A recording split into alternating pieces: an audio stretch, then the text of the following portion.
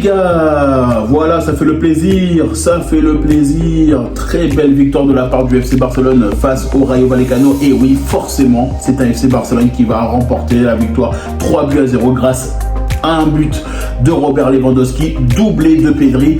Et forcément, ça fait le plaisir. Ça fait tellement le plaisir parce qu'on a pu voir le petit contrôle poitrine de Robert Lewandowski avec un doublé de Pedri, et forcément ça fait plaisir. Et ça, honnêtement, je tiens quand même à le préciser, beaucoup de gens disaient, certaines personnes disaient que Pedri n'avait peut-être pas le niveau, et aujourd'hui, moi ça me fait rire, ça me fait tellement rire. Vous savez pourquoi? Parce que tout simplement, Pedri, c'est un joyau du FC Barcelone, c'est un joueur qui est capable de faire beaucoup de choses. Comme tout joueur, on est capable à certains moments d'avoir un rendement qui va être plus en hauteur, ou des fois qui sera un peu moins bon forcément.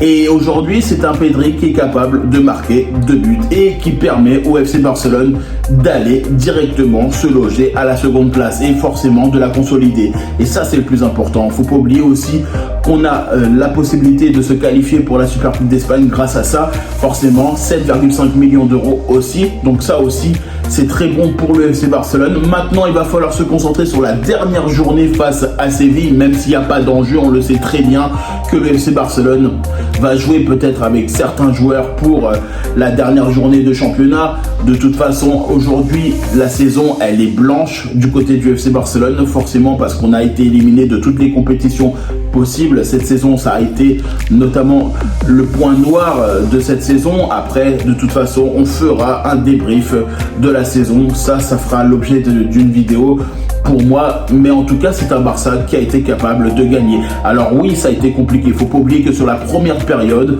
et tout le long du match, de toute façon, le Rayo Vallecano a été capable d'être entreprenant. Ils ont été capables de nous mettre en danger sur beaucoup d'aspects, et ça, vraiment, j'ai vraiment trouvé une défense qui était assez peinée sur cette rencontre. J'ai vraiment trouvé un Koubarsi qui n'était pas du tout dedans.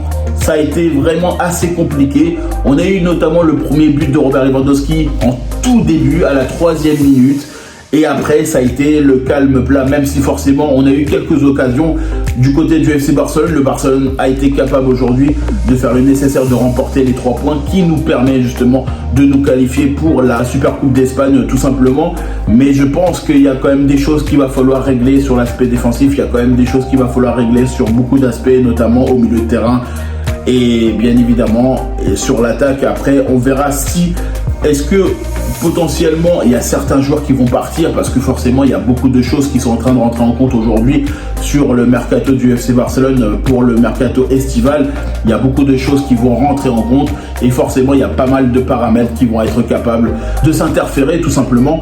Et ça aussi il faut faire attention, parce que on a envie d'avoir des très bons joueurs, comme je l'avais dit notamment sur la dernière vidéo. On a envie d'avoir les meilleurs joueurs possibles, on a envie d'avoir des cracks, on a envie d'avoir tout simplement des joueurs qui soient là pour nous permettre de rehausser le niveau. Et c'est ça de toute façon ce que Laporta et potentiellement Xavi vont essayer de travailler.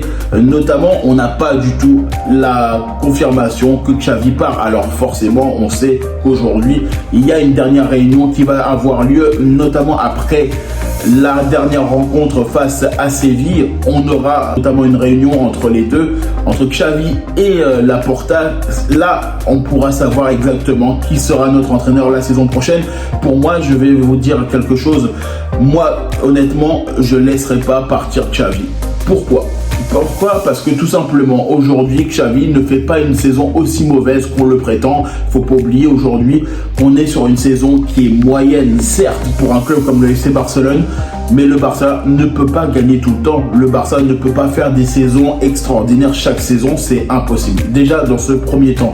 Ensuite, il ne faut pas oublier que Xavi est un très très bon entraîneur. Alors oui, des fois il peut paraître un peu sanguin, et ça je suis totalement d'accord. Mais à un moment donné, il faut aussi prendre conscience qu'il y a des choses qui ont été capables cette saison, forcément de le faire craquer. Il ne faut pas oublier qu'il y a certaines choses au niveau de l'arbitrage, au niveau des décisions qui ne sont pas forcément en faveur du FC Barcelone ou contre le FC Barcelone, je dis moins, mais voilà, il y a des petites choses qui font qu'aujourd'hui, pour moi, on ne peut pas taper sur Xavi. Il a été capable aujourd'hui de nous amener quand même en quart de finale de la Champions League. On était à 2 doigts d'aller chercher la demi-finale face au Paris Saint-Germain, forcément. Et on sait très bien le pourquoi du comment. On ne va pas en déballer aujourd'hui des raisons qui nous ont amené à l'élimination du FC Barcelone. Mais c'est des petites choses qui ont fait qu'aujourd'hui, pour Xavi, ça a été compliqué. Alors forcément, aujourd'hui, c'est un FC Barcelone qui a aujourd'hui la possibilité d'être deuxième au championnat, qui a la possibilité de jouer notamment la Super Coupe d'Espagne et d'aller notamment chercher les 7,5 millions d'euros.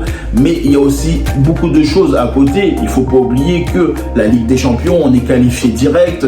Il y a quand même pas mal de choses. Il y a des côtés positifs forcément. Après, le côté négatif, c'est qu'on n'a pas de trophée. Oui, ça peut arriver à beaucoup de clubs. Le Real Madrid a déjà eu une saison sans trophée. Enfin, voilà, ça peut arriver à beaucoup de clubs dans divers championnats. Alors forcément, oui, ça nous énerve parce qu'on aimerait avoir des stars, on aimerait avoir beaucoup de trophées, etc. Mais ça, petit à petit, il faut prendre le temps. Il y a des choses aussi qu'il faut prendre conscience qu'il y a des choses que le club est en train de travailler petit à petit.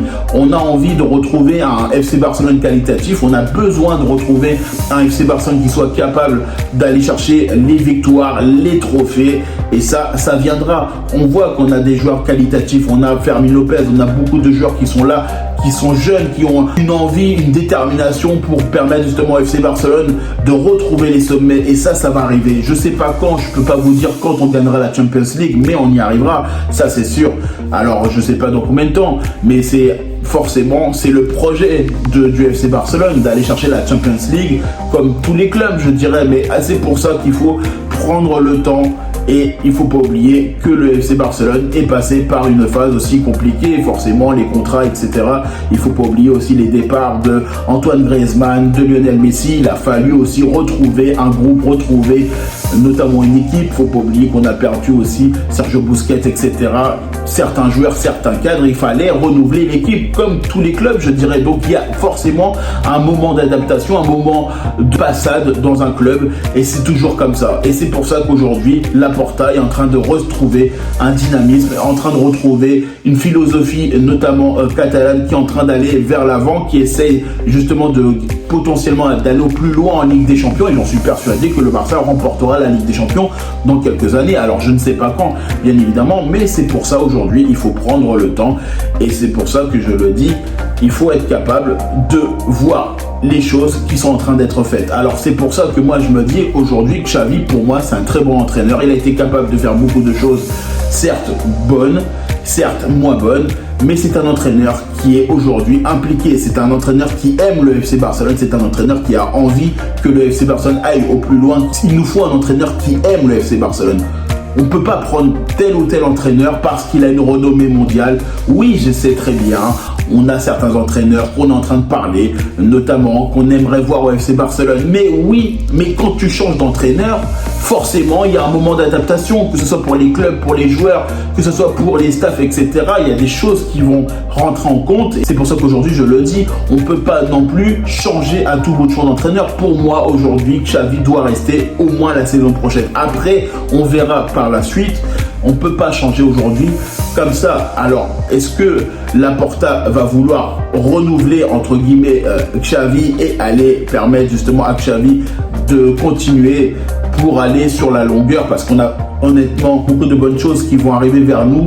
On a quand même beaucoup de bonnes choses qui sont en train de se travailler sur le mercato estival et c'est pour ça aujourd'hui je me dis on ne peut pas aujourd'hui changer d'entraîneur comme ça parce que si on change d'entraîneur il va falloir retrouver un dynamisme, retrouver des choses pour permettre justement au FC Barcelone d'être stable. Alors que ce soit Hansi Flick, que ce soit notamment Tuchel, que ce soit certains entraîneurs qu'on a évoqués sur certaines vidéos, il y a un moment d'adaptation.